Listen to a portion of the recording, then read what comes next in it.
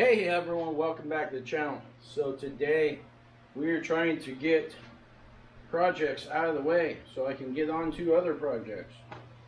Trying to get my brush mower fixed. Bearings fell out of it. I got new spindles, some new bearings, new clutch cable to engage it so that I can get the field mode so I can get back to work. I've got stuff in here. I got a pile of parts on things I need to do. I got a Razorback Technologies temperature gauge to go in the general. I've got, what is that other box? I got another box over there with something. I got a mount for the vehicle-to-vehicle antenna I need to put into the two-seat general. I've got a Trinity exhaust I need to put on the Turbo Razor. What is this other box? I don't remember. I got another item. What is it? I've got a heater. I've got time for that because it's the middle of summer. I've got a heater that needs to go in the Turbo Razor. I need to get back to work on the rack for hauling the side-by-side on top of the pickup. Got a couple more things I want to weld on that, then that's going off the powder coat. Then it's out of my way, and then I can start working on all that steel over there on the next rack that goes over the cab to carry the Turbo Razor. So, just trying to get things off the list so I can move on to the other things on the list. I need to put a house on my roof also. So that's the other way around. I need to put a roof on my house. And I'm really surprised when I threw my arm up like that, pointing towards my house, that my arm didn't go, ow! So maybe it's getting a little better. Something pulled in here. But anyway, I gotta pop these off, put this new spindle in there, try to get this mower back together so I can mow the field, and get back in the shop and get these other things off the list so I can get back out doing fun things. Alright, well I'm going to go ahead and get the bearings pushed in here and take this thing apart. So what do you do when you got to get those bolts out right there on the top and you can't reach underneath to hold a wrench for a backup? Well, here's what I came up with. Since I don't have a helper, just took a ball jack, put it up to hold the wrench on there, put the wrench over on the one side, put the impact on it, back it out. So I guess I'll do the same thing to put this all back together. I've never done that, but necessity is the mother of invention, right?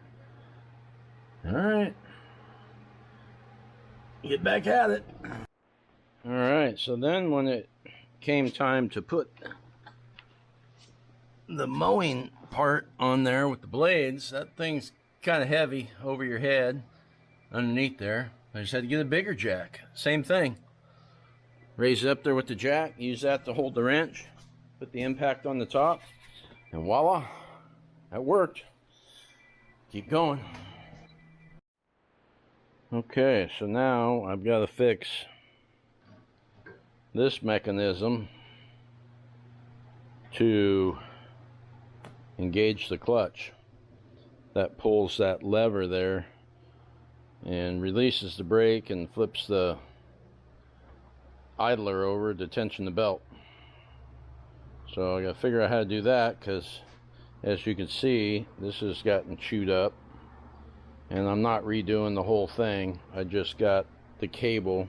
It'll go from there, come through this stuff, and however long it is, it'll go into the starter or the bracket there. So I'll have to do a little rednecking on that, because for now I probably won't have the wiring. I haven't had the wiring for years.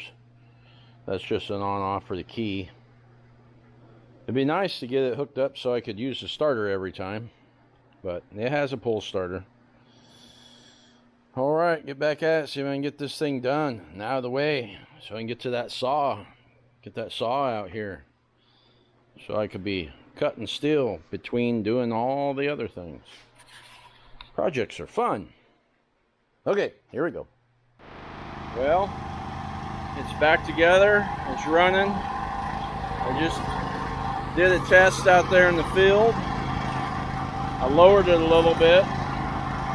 See how that does. I think I might need to lower the tongue if I'm going to tow it behind the side-by-side, but most of the time it's behind a four-wheeler. So I'll just try it like that a little bit more, show you what it does. Okay, so I've made a pass or two out here already. And then, like I said, I went in and lowered it. I'll show you what's going on out here. Maybe.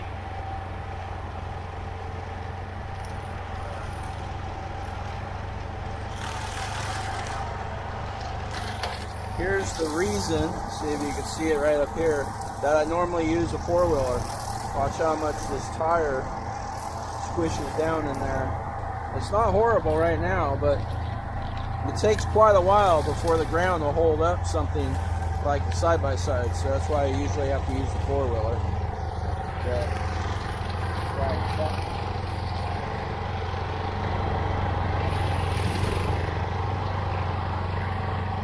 It ain't perfect, but it's getting it down there. Here's some of my first cut.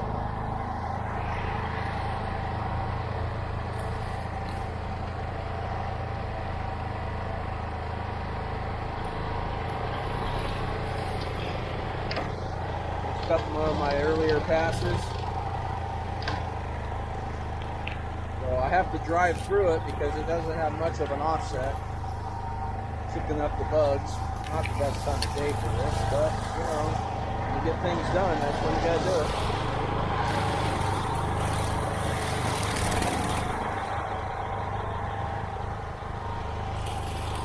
Alright, well, it's mowing through it, and of course some of this stuff's gonna pop back up, and I'm gonna mow it again and again. Well, it's all mowed down, but it's like I'm back in business. If I was to lower the front, get the whole thing down, I'm sure it'd cut a lot better.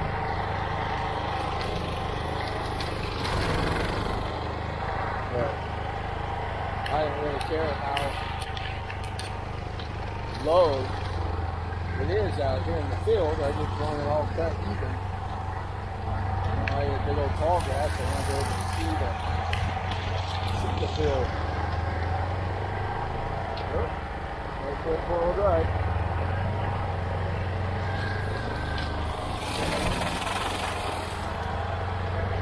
Something I don't understand about the Swisser is it doesn't have a hole in the back for the grass to go out of. I'm real tempted to cut one on the back. Like a normal tractor, brush hog on a tractor, you go through the brush and the back has chains hanging on it and all the debris goes out the back.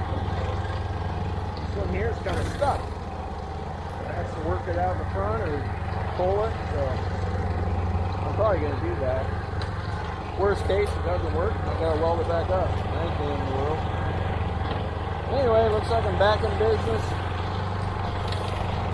So I can go ahead and work on getting this field here and the field out there in the back mowed down to get, you know, one more thing off of my to-do list so I can get back to the important stuff. Side-by-sides and four-wheelers, motorcycles, trucks, and Jeeps. Anyway, alright, I just thought I'd share that. Got any questions? Feel free to comment. I just ordered all these parts from the Swisser directly. Hope this helps someone out there. Also explains what's going on, what I'm working on. Anyway, we will catch you on the next one. Have a good weekend. Well, I thought I was done with that video, but you notice how low that's riding? Right down on the ground. So I'm out there, I'm all, something sounds weird. And it's right in a turn when you can't see behind you, even with the rear view camera going. And I'm all, that belt sounds weird, and I power out of it, the belt still sounds weird. Well, it came out of the pocket. This is supposed to be in this tube, and that's what holds it up in the air. So somehow it popped out of there dropped on the ground, so it was, the blade couldn't spin, so it's just sitting there trying to smoke my belt. I got out, run back, flip the thing, disengage the clutch. Luckily I have that now, because before I fixed that cable, I would pull the wire out I had and vice grip it to this bar right here.